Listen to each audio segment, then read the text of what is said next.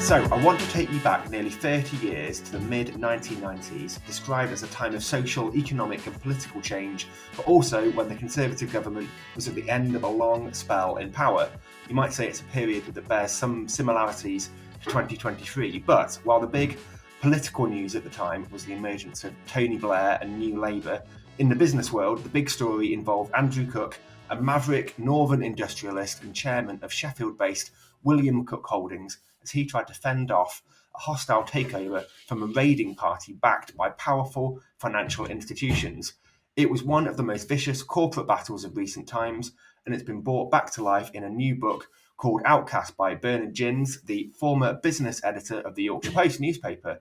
It's based on archives, diaries, and unpublished memoirs of Sir Andrew Cook. So I want to hear more about this. So welcome, Bernard, to the Northern Agenda podcast. Thanks, Rob. It's great to be here and nice to see you again, because I should let listeners know that we are former colleagues at the Yorkshire Post. We are indeed, yeah. We had many happy years together at the Yorkshire Post, didn't we? All pre-pandemic. It feels like another life. Very different times these days. But it's a fascinating story, Outcast, telling the story of Sir Andrew Cook. So what gave you the idea to tell it in the first place? Well, I'd got to know Andrew Cook when I was business editor at the Yorkshire Post. I'd met him, I think, in 2011. And when I was doing that job, I met loads of business people from all kinds of different backgrounds, all sort of different walks of life. And he stood out as a particularly colourful character because he was sort of has a sort of unusual level of intelligence and a very successful company, and he was very outspoken, and he sort of put his money where his mouth is. And in a sort of a corporate world where business leaders and professional managers are quite careful about what they say and how they say it, he was a breath of fresh air. So he made great copy. So I knew that. And then I left the YP in 2016 and I set up a PR consultancy.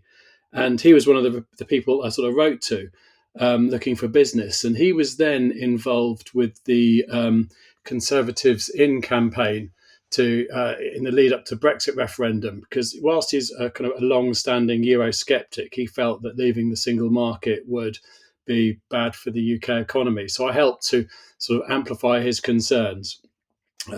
Without much success, obviously, we know how things turned out on that front. But so my PR company was doing a bit of work for William Cook Holdings and some research work actually during the first lockdown. And I was going through the company archives, and I found all the press cuttings from this takeover bid. And it was like two kind of folders thick, and it was in the national business pages of like the FT, the Times, the Telegraph, the Daily Mail, pretty much every day for about 3 months. And this is like sort of pre-internet news material, like really well-staffed newspapers covering every cough and spit of this story, this hostile takeover bid, which became increasingly acrimonious as it went on.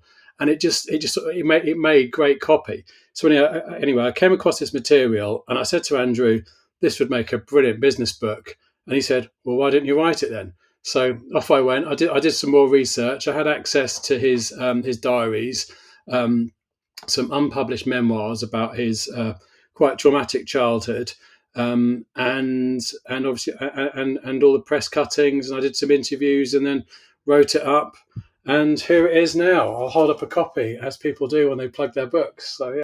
Fantastic. Well, our podcast listeners won't be able to see that, but it's a lovely, eye-catching book cover. Yeah, it's a picture of a crucible pouring some molten steel. So it's kind of, that's what William Cook does. It's a steel castings company. Probably one of the it's one of the most important companies of its kind in the UK, and it remains a key supplier to the British defence industry. So it's an important company now, and it was an important company then. And there was a big battle for control of this technology. So I'm really interested about William Cook himself, because you mentioned he was a bit different to the kind of people that you dealt with on a regular basis in the business world. But he had quite a fascinating sort of childhood, didn't he? And a fascinating way of getting into business in the first place. Can you just tell me a bit about that? He lost his mum at the when he was just 2 years old. She caught polio, which was kind of sweeping through Europe in the 1950s, and he never really saw eye to eye with his father. He went to 7 different schools, and he kind of was running away from school, and he ended up at High Stores Grammar School in Sheffield, where he learned how to fight back. And he decided at a young age that it was his destiny to take over the family company, which his father had floated on the stock exchange. So, against his father's wishes, he joined the family firm, and basically was sleeping in the office every night as he was sort of fighting to turn around the company, because it was on the sort of basically on the brink of failure in the early 80s. And he forced his father out and basically built up William Cook PLC into the biggest steel castings manufacturer in Europe.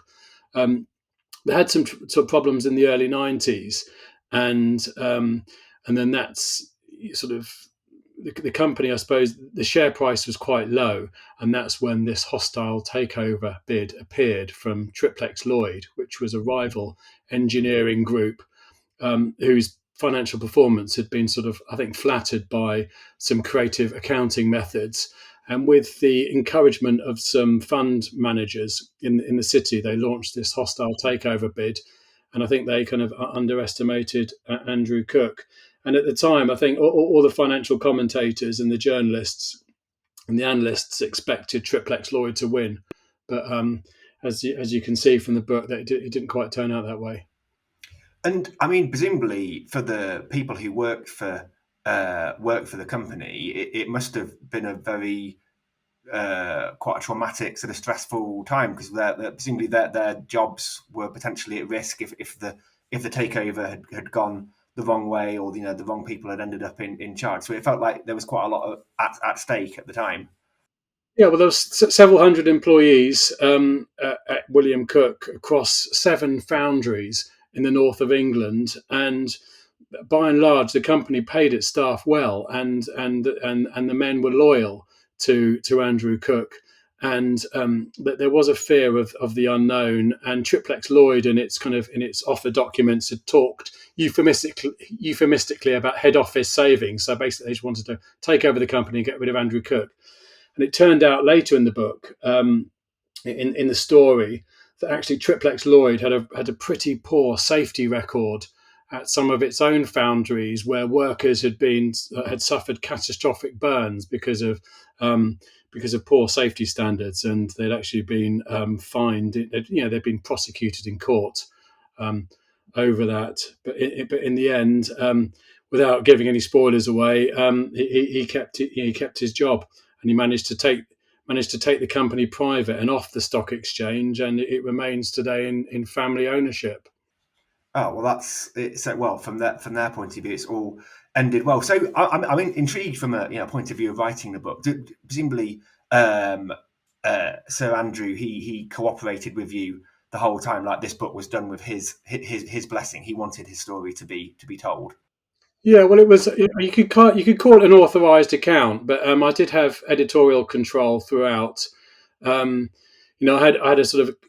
It was held because I had his diaries from the time, so I had the chronology, I had all the newspaper cuttings, and I had the sort of corporate archive material, and I did the interview. So it's quite a sort of a clear story structure, and it was just a case of getting it all in the right order, so, setting it up, keeping the pace going, and he provided feedback only really on matters of fact. So I had a pretty free rein in the writing of it, and I wouldn't say it's a hagiography. I think it's a pretty even-handed account of a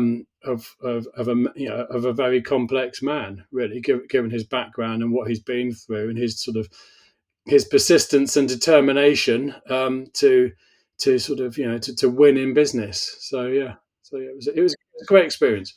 So and obviously we're now in 2023, nearly 3 decades on. What sort of makes the book, in your view, sort of interesting to people looking back on that time? Obviously, the 1990s, in some respects, quite a similar period to what we're in now, but obviously a lot very different era in a lot of ways. Do you think the events of those years sort of they they're still of interest now to people? Well, I think so. I mean, I'm a sort of biased view, obviously, but I think it's a David versus Goliath tale, and I think today people can feel quite powerless and can feel a lack of agency in the face of big institutions in all walks of life. And I think this is just quite a nice, inspiring story of that reminds us that it is possible to fight back, that individuals can make a difference through force of character and strength of will. And there is, I think that there are some similarities between now and then. Obviously, it feels like we're at the end of one political cycle, with the Conservatives in some disarray, and there's quite a lot of sleaze around now. There's quite a lot of sleaze around then. Um, Keir Starmer is obviously very different from Tony Blair. Probably not as charismatic, but would he go on and mount an invasion of Iraq? I mean, that remains to be seen. But and I think this was in 96, 97 was really at the dawn of the internet age. Of there's some stuff in the book about this, the information superhighway and the World Wide Web, and we saw how that sort of transformed, sort of social life, politics, and business. And now, it feels like we're at the dawn of another sort of digital epoch with AI.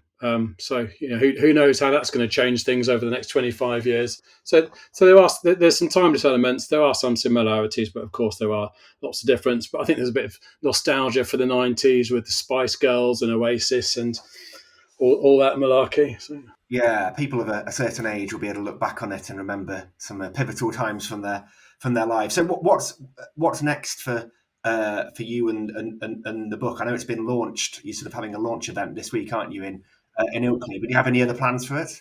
Well, I've started turning it into a screenplay. Actually, I watched Bank of Dave on Netflix, which is a sort of similar story about a sort of northern underdog businessman sticking it to the stuffed shirts in the city of London.